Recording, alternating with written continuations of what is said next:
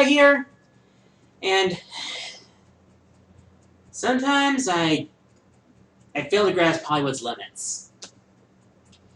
Just when I think they've plumbed to the depths of insanity, they pull something even that makes even less sense.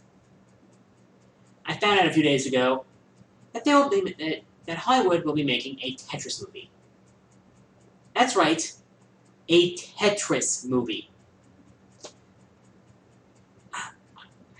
I thought making a movie based on Battleship was a stupid idea. At least there was some sense in what. I mean, Battleship is a naval combat movie, a board game based around naval combat. Tetris, I don't see how you can make a plot around it. You are dropping blocks into a well to form lines.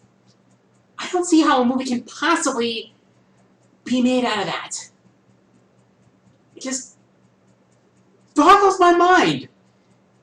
Not only that, but almost all movie adaptations of video games suck.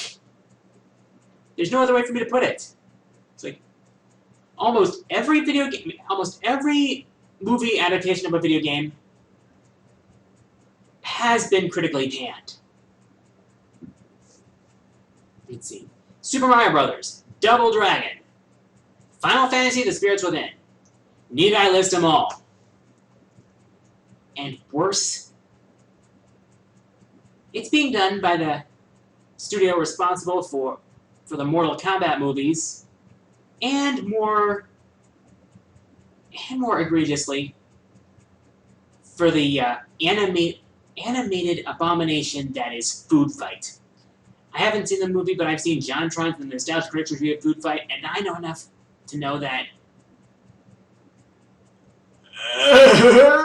that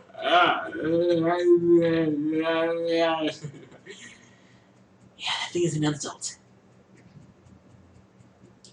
It's like, when you have someone like that making a movie about Tetris of all things, it's almost like someone was late. It's like someone was drastically late for April Fool's Day or something like that. I don't get it. It just...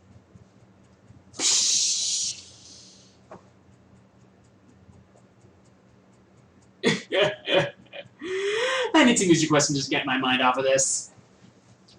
Just a reminder for those of you who watch, if you want to send me a user question, go to my channel, click the About tab, and click the Send Message button, and that's how you send me your questions.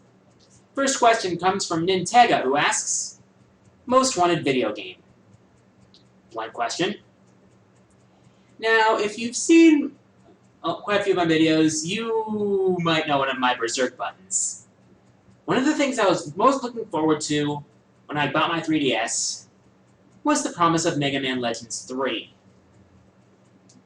And as all of you know, that got cancelled to insane amounts of backlash.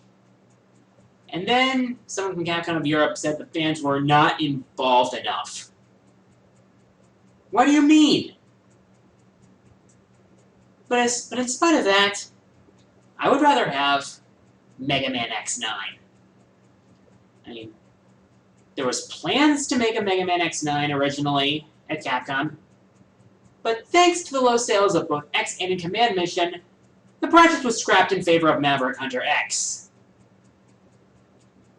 And do you want to know why I believe X8 got such poor sales? It's because X7 was so friggin' bad! It ruined people's faith in the series. And a lot of people didn't even give X8 a second thought because of it. That's just sad. And not only that, but thanks to the low sales of Maverick Hunter X, none of the other games got remade either. Even though Capcom had originally planned it. It just... I don't know. Don't get me wrong. If Capcom made Mega Man Legends 3, I would be happy. If they make Mega Man X9, I would be thrilled beyond belief. Next question comes from MattFreeze57, who asks, which video game do you consider to be a guilty pleasure? Oh, I've got quite a few of them. And, I don't want to say them out loud, I don't want to say them out loud here, but I have brought them up on some of my videos. Yeah, guilty pleasures, well, by definition, they're those ones you don't want people to know about, but people know about them anyway, and, people call me out on them, and to that I say, opinions. Just because one has an opinion that's different from yours does not make it wrong. Just remember that, and don't be an asshole. Okay? Okay. Next question comes from hiddenlightninggenin, who asks, has there been a monster or monster subspecies that you hate with a burning passion in Monster Hunter 3 Ultimate? Oh boy. There's two in particular that really piss me off. One is the Kurapeko, that vulture-like monster that dances all over the place, tries to set you on fire, damages your armor, and most annoying of all, his screech can summon monsters and buff them. If that's not a pain in the ass, I don't know what is. Oh wait, there's another one like that. There's another monster that pisses me off, and that's the Gobble.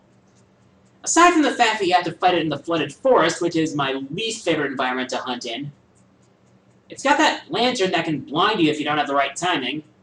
It can puff up with its spikes that can cause swords that aren't as sharp to bounce off of it. And then there's its tail, which can paralyze you. Not fun. Now, normally I'm okay with the underwater controls in Monster Hunter 3 Ultimate, but everything else about the Gobble just pisses me off. Mutant angler pufferfish. Hey, it's better than a Luminion, though. Next question comes from Clone Commando 9, who asks, what is your opinion on what characters should be added to Hyrule Warriors in the upcoming DLC? See, I can't really think of any from Twilight Princess I'd want to add. However, for Majora's Mask, I would like to see the Skull Kid get in. I mean, considering he's the host of probably one of the most malevolent entities ever known, and pretty much chaos incarnate, he sounds like he'd be an interesting character to play as in Hyrule Warriors. Let's see, from Skyward Sword, Groose. I mean, Groose is probably one of the biggest sources of comedy relief in the Zelda franchise, to be serious. Also shows a bit of character development, to be honest. And let's face it, a lot of fans are clamoring for him. On a side note, how about someone not from Zelda, but from the other series that was crossed over with it? I speak, of course, of Lu Bu. I mean, think about it. Wouldn't a clash between Ganondorf and Lu Bu just blow your mind? I mean, boom! I mean, yeah, seriously. Tecmo Koei, do you have to put Lu Bu in as DLC?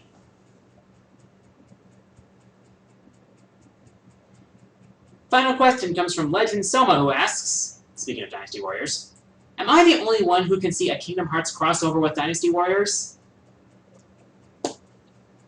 Well, to that, I only have this to say. Do not pursue Vanitas!